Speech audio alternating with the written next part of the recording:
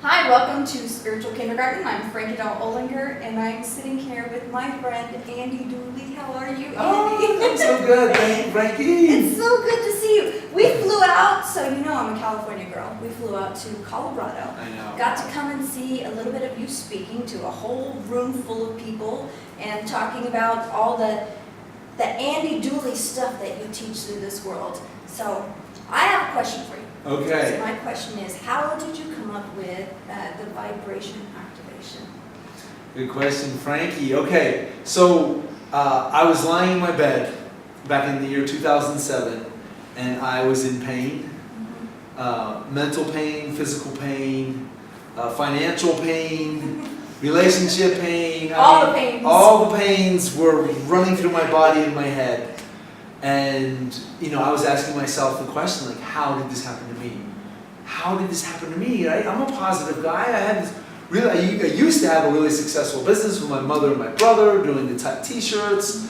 And here I was at the lowest, worst point in my life. And I hate to admit it, but I started to play the blame game. Because this wasn't my fault. Oh, I know that game. Yeah. I know that game. Right? You know that game? I didn't create this nightmare. I didn't do this. This is... You know, and so you start thinking, you know, whose fault is it? Someone's going to pay. Right. And this is my mother's fault. And I was like, always the parents. You know, and then I dug a little deeper and I realized I can't blame my mom. You know, I've been on the spiritual journey for a while. You know, that's not right. So then I was like, you know whose fault this is? This is my brother Mike's fault. It's always Dooley's fault. Always Mike Dooley's fault. Big Dooley, right? So, and then I had to get really honest with myself and look in the mirror. And this was obviously Deepak Chopra's fault. I blame him for everything. Deepak. Thanks for Trump, Deepak. Right. Just kidding. And so now I was lying there realizing, wait a minute, I can't change my life. I can't fix my life if I'm blaming other people. I have to take full responsibility. And in that moment, I was like, I felt empowered and terrified at the same time. I started on another soul-searching mission in my life. You know, finding out, okay, where am I at? How did I get here? Where do I want to go? How can I turn my life around? How can I get back in the game? Because you know, when you have those times in your life, you really have those thoughts of like, is it worth it? Should I be here? What? You know, going through anger and rage and frustration, depression. You know, I'm on an emotional roller coaster now, and I've recommitted myself to learning, you know, about law of attraction and manifesting and meditation and what is beyond me. Is there a God? Am I the God? Is God working through me? How does this work and where am I at and how can I, you know, make something of my life now? And I was really frustrated at the time because I thought I had figured a lot of things out because, you know, with the Tut t-shirt business, you know, we were quote unquote successful. Right. And, you know, I thought I had figured it all out. And then here I am at the lowest point of my life realizing I haven't figured out anything. Now, was Tut stopped at this time, or was it still going, or had it Tut- ended? Yeah, Tut had came to an end in the year 2000. So we started the t-shirt business in 1989. In the year 2000, we finally closed our doors, liquidated, and so each of us went on a different path now. So I didn't have that bond, that partnership anymore, which I was excited. It was like, oh, I'm on my own finally, you know. What did you do? Were you like speaking, or where'd you? Yeah. Did you work at Chipotle? I mean, what was your?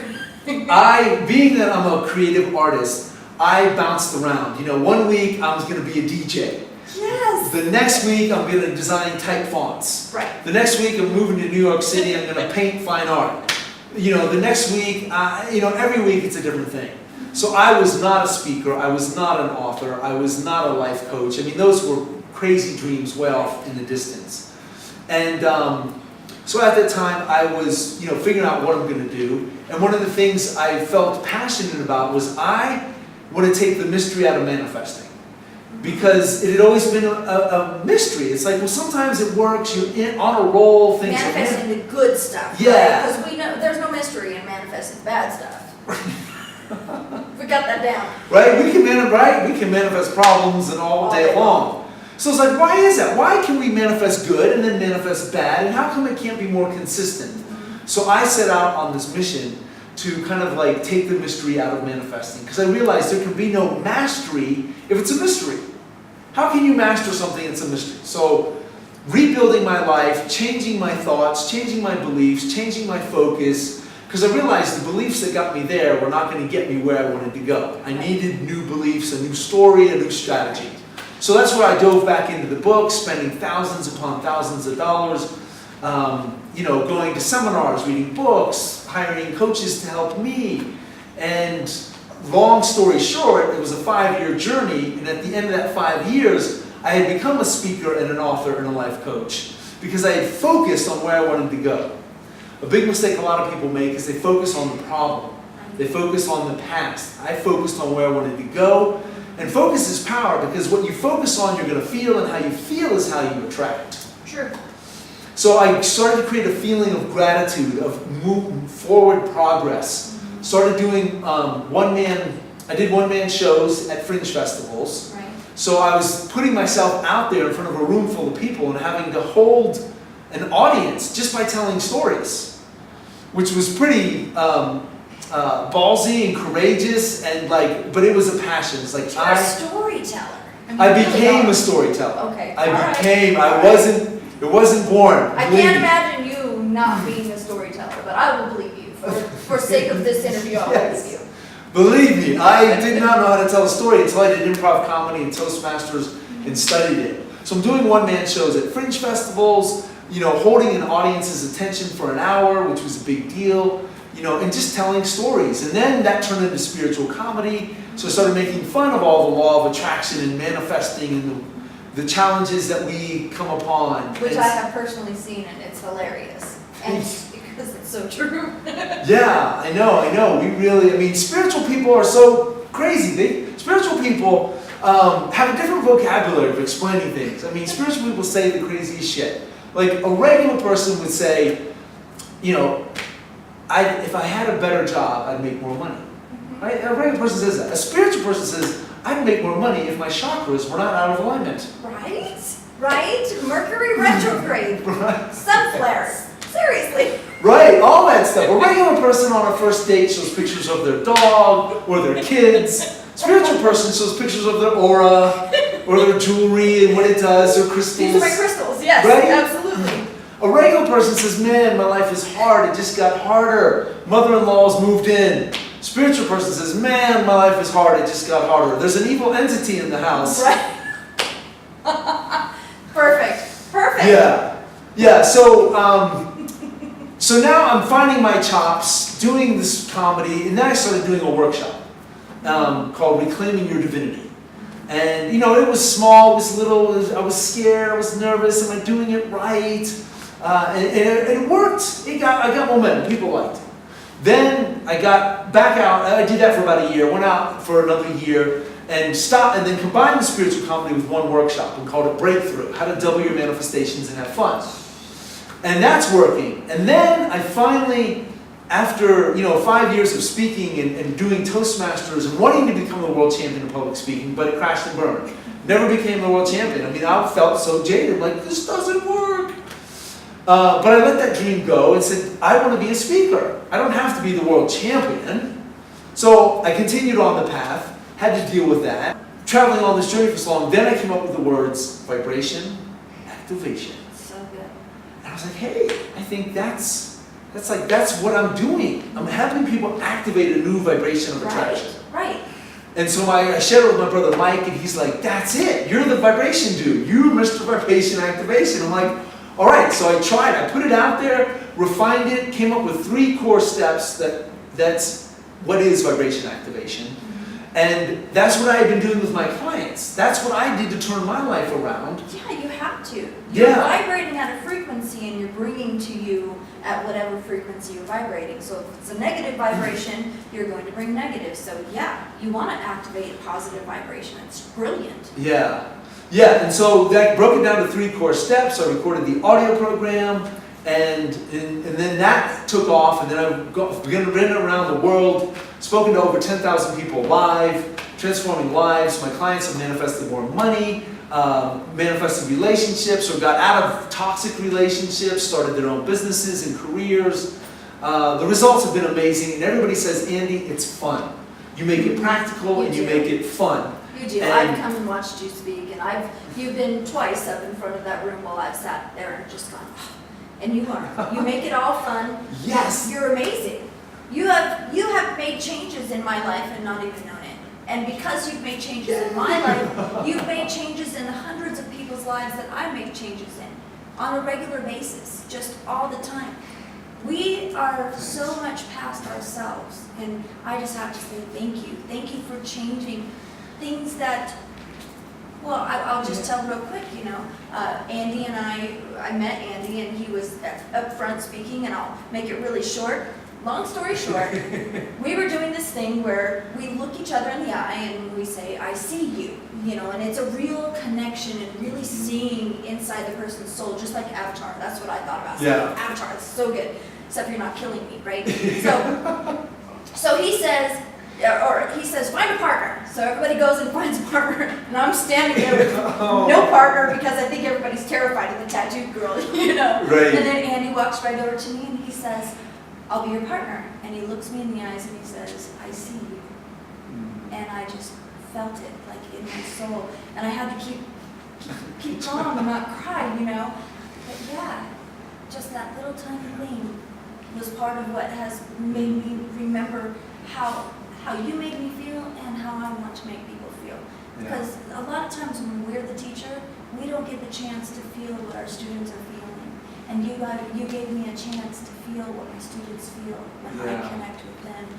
So you're amazing. Thank you. You just did that for me right now. Thank you. So you have the 13 biggest manifesting mistakes and how to fix them.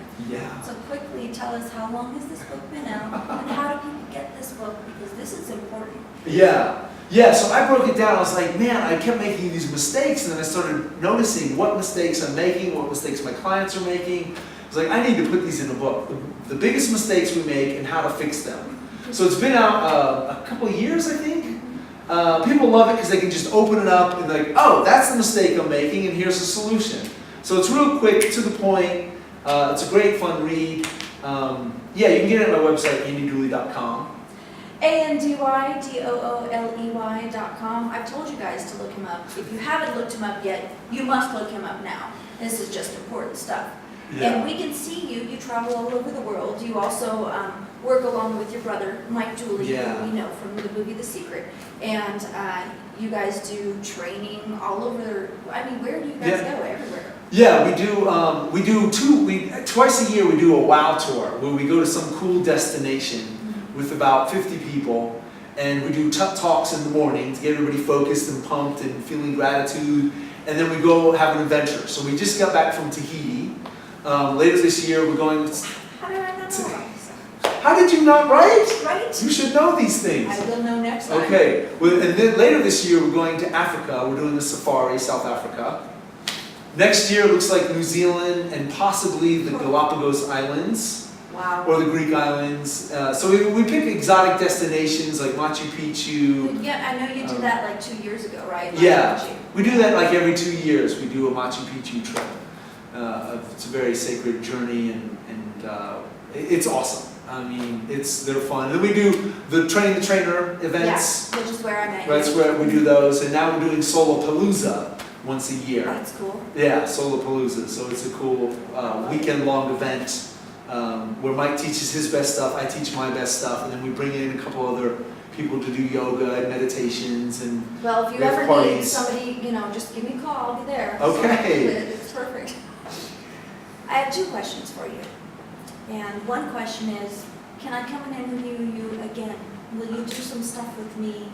I mean, I would love to just let this whole world know how amazing you are. Oh, thank you. Yeah, we could definitely jam. Okay, cool. Again, I like that. for It's sure. like spiritual people jamming, right? Yeah, This. It's activate our Kundalini, man. That's right. Align our chakras, you know. The second thing I want to ask you is, could you do me a favor and could you look at this camera, and if you could tell the world one thing in 1 minute or less, what would that one thing be? It would be that no matter where you are, no matter what you're going through, no matter how hard it's been or how good you might be on a roll right now, I want you to know, especially if you're in a tough time, you're trying to find your place, your groove, that it's never too late.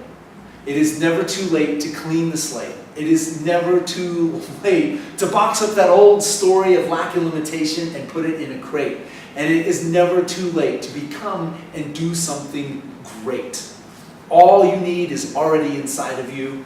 And there's 4 words that I want to close with. That these 4 words are the magic secret formula for anything and everything in your life. It's feeling first, manifestation second. So whatever you want to create, you got to start feeling it first. You got to self-generate the feeling now that you're a success, or you're happy, or you're healthy, or you're pain-free. Feel it now, and then the manifestation will become second. What we do is we say, give me the thing, and then I'll feel good. You got to start feeling it consistently, and then the manifestation comes. Feeling first, manifestation second. Woohoo!